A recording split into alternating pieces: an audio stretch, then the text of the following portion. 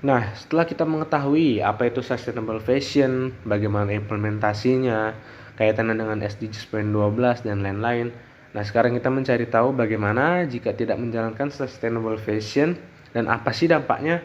Nah, jadi berikut ini adalah dampak negatif industri fashion terhadap lingkungan tanpa sustainable fashion. Nah, yang pertama, ada pencemaran air dan limbah.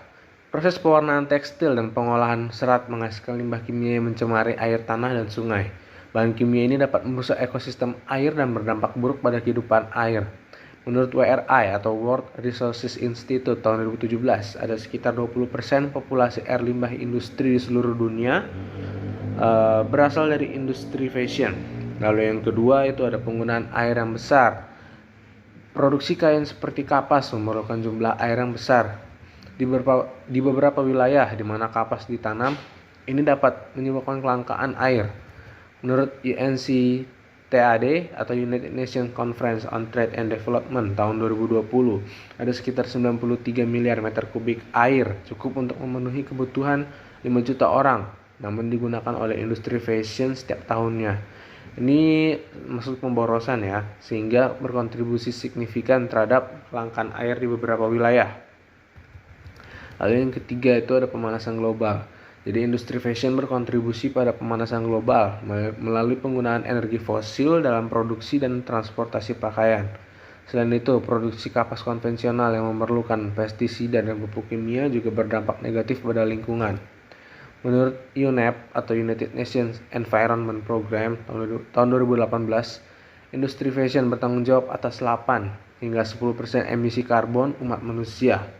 Lebih besar dibandingkan gabungan seluruh karbon, penerbangan internasional, dan pelayaran maritim. Lalu yang keempat, limbah tekstil.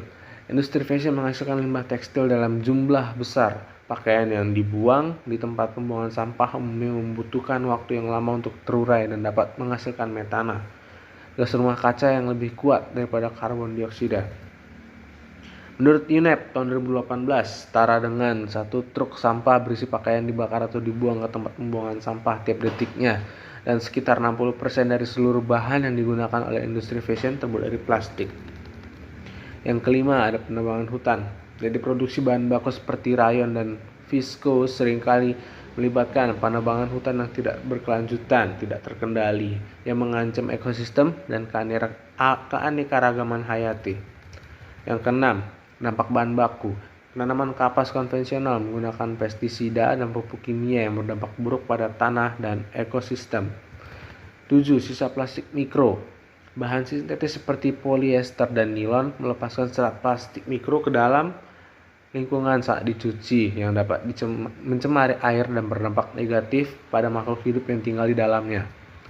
Menurut Ellen MacArthur Foundation tahun 2017, ada 500.000 ton serat mikroplastik dilepaskan ke laut setiap tahun dari pencucian pakaian dan setara dengan 50 miliar botol plastik. Lalu yang kedelapan, penggunaan energi dan emisi gas rumah kaca. Pabrik-pabrik tekstil dan garmen sering menggunakan energi fosil dalam produksi dan transportasi produk fashion di seluruh dunia, berkontribusi pada emisi gas rumah kaca. Nah, jadi itu dia beberapa dampak negatif dari industri fashion jika tidak menjalankan sustainable fashion. Jadi kita tahu bahwasannya industri fashion itu memiliki dampak buruk terhadap kemanusiaan dan terhadap lingkungan. Jadi bagaimana solusinya?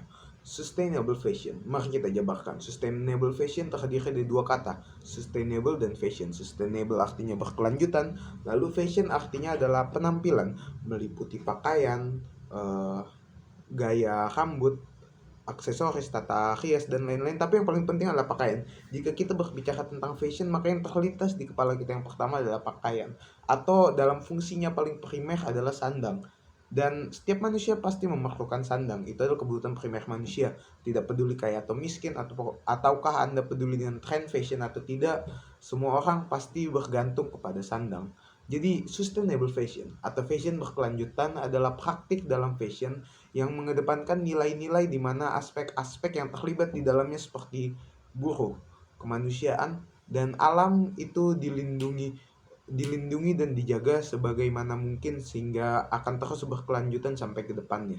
Tujuannya adalah untuk menyatukan berbagai kalangan dalam industri fashion, mulai dari desainer, produsen, distributor, dan juga konsumen. Konsumen juga terlibat di sini untuk bekerja sama mengubah fashion menjadi arah yang lebih baik. Tentunya secara realistik tidak ada fashion yang 100% berkelanjutan. Tidak ada fashion yang 100% zero waste, tidak ada fashion yang 100% hijau. Tapi kita bisa berusaha semaksimal mungkin untuk mencapai arah yang lebih baik, dan ada dua perspektif dalam sini. Yang pertama adalah perspektif dari sisi konsumen, dan yang pastinya dari sisi produsen.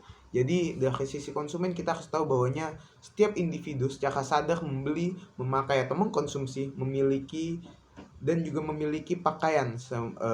Jadi kita itu harus memiliki standar tentang fashion yang kita miliki. Lalu yang kedua dari sisi produsen tadi atau dari sisi industri adalah memproduksi pakaian dengan memperhatikan dampaknya bagi lingkungan dan juga manusia-manusia yang terlibat di dalamnya, sehingga jejak karbon yang dihasilkan, pengorbanan yang dikeluarkan bisa dikurangi. Lalu selanjutnya kita akan membicarakan tentang implementasinya. Implementasi dari fashion berkelanjutan itu bisa kita lakukan dengan pertama, sebagai konsumen kita bisa merawat pakaian yang kita pernah miliki, sehingga pakaian itu akan terus kita pakai, karena the most sustainable item is the one that you already own, atau sesuatu yang paling sustainable adalah sesuatu yang sudah kita punya. Yang kedua, berhubungan dengan yang pertama itu adalah membeli baju baru adalah sebagai pilihan terakhir. Jadi dalam wardrobe kita, dalam lemari kita, kita itu harus membelakangkan yang namanya itu membeli pakaian baru, karena dengan pakaian baru yang terus kita beli, artinya produksinya juga akan meningkat, dan artinya waste-nya juga akan lebih banyak, atau yang dihasilkan jejak karbonnya akan lebih banyak. Lalu yang ketiga adalah investasi pada pakaian-pakaian yang berkualitas. Tentu saja pakaian yang berkualitas akan terus berkualitas tidak peduli dengan waktu, dan secara ketahanan mereka juga akan lebih tahan lama, sehingga akan mencegah Anda membeli pakaian baru yang lebih murah atau yang lebih buruk. Nah, pakaian-pakaian yang lebih murah dan lebih buruk ini namun dengan kualitas yang murah adalah salah satu ciri-ciri dari fast fashion, yang mana itu sangat berbahaya dan tidak ramah lingkungan dan tidak ramah dengan hak-hak kelompok buruh. Jadi berdasarkan hal itu ada dua yang bisa kita lakukan. Yang pertama, kita bisa memilih bahan pakaian yang alami dan yang kedua, kita bisa, misalnya kita harus membeli pakaian baru, dan tentu kita tidak mungkin memakai satu pakaian itu saja.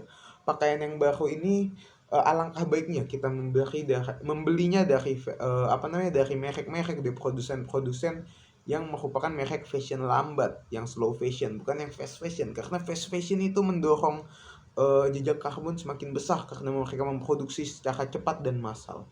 Jadi itu saja yang bisa saya katakan tentang sustainable fashion. Tapi berbicara tentang sustainable fashion, saya jadi teringat dengan SDG nomor 12, Responsible Consumption and Production, yang akan dijelaskan oleh Jovan.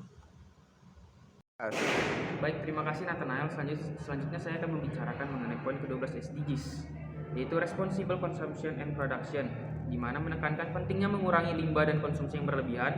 Sustainable fashion berperan besar dalam mencapai tujuan ini. Pertama, dengan mendorong desain yang tahan lama dan kualitas tinggi, ia mengurangi kebutuhan konsumen untuk membeli barang-barang baru secara berulang-ulang.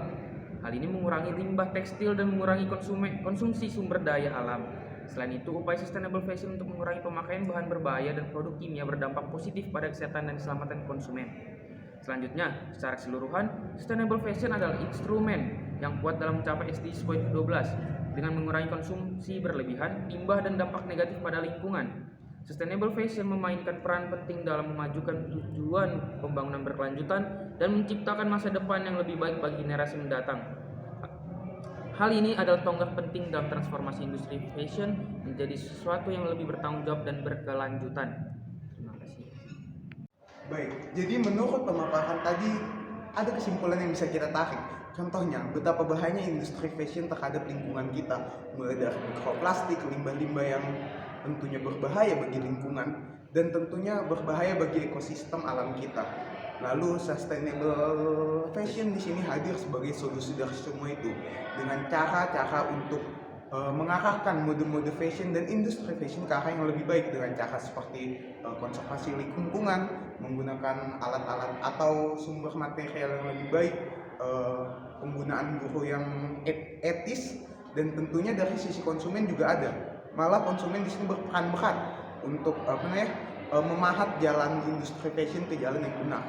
Jadi ini berhubungan dengan poin ke-12 SDGs, yaitu Responsible Consumption and Production, di mana di sini kita ini harus mengkonsumsi dan memproduksi barang-barang secara baik. Terima kasih atas perhatian Anda. Kurang lebihnya mohon maaf. Kami berterima kasih.